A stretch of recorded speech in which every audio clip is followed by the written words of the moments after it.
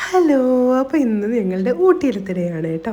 രാവിലെ ഞങ്ങൾ റൂമിൽ നിന്നൊക്കെ ചെക്ക് ഔട്ട് ചെയ്തു. എന്നിട്ട് നേരെ ഫുഡ് കഴിക്കാനായിട്ട് വന്നു കേട്ടോ. ഇന്ന് തമിഴ്നാട്ടിൽ ഇലക്ഷൻ ആയതുകൊണ്ട് തന്നെ ഒട്ടുമിക്ക കടകളും ഇന്ന് അവധിയായിരുന്നു കേട്ടോ.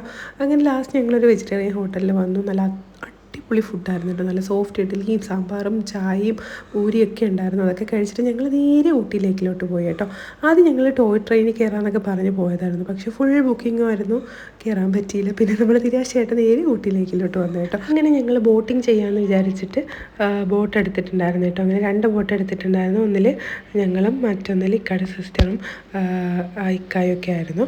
അപ്പോൾ അവർ മുമ്പേ അങ്ങ് പോയി. ഞങ്ങളുടെ ബോട്ട് കംപ്ലൈൻ്റ് ആയിരുന്നു കേട്ടോ. കാരണം ഞങ്ങൾ ഒത്തിരി ചവിട്ടിയാണ് നമ്മുടെ ബോട്ടൊന്ന് നീങ്ങുന്നത്. കുറേ പരിശ്രമിച്ച് എങ്ങനെയെങ്കിലുമൊക്കെ ഞങ്ങൾ നടുക്കെത്തിയിട്ടുണ്ടായിരുന്നു ലേക്കിൻ്റെ. പിന്നീട് തിരിച്ച് വരാൻ കുറച്ച് ബുദ്ധിമുട്ടി. പിന്നെ ലാസ്റ്റ് അവർ വന്ന് റെഡിയാക്കി തന്നു കേട്ടോ. ക്ലൈമറ്റൊക്കെ നല്ല ചൂടായിരുന്നു കേട്ടോ, നല്ല വെയിലുണ്ടായിരുന്നു.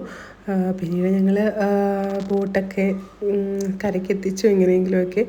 എന്നിട്ട് ഞങ്ങൾ പിന്നെ അവിടെ നിന്ന് ഇറങ്ങി കേട്ടോ. അടുത്ത സ്പോട്ടിൽ പോകാമെന്നൊക്കെ കരുതിയിട്ട് ഇറങ്ങി. നല്ല ചൂടായിരുന്നല്ലോ. സാധനങ്ങളൊക്കെ വാങ്ങിക്കാൻ നോക്കിയപ്പോൾ നല്ല റേറ്റ് കേട്ടോ.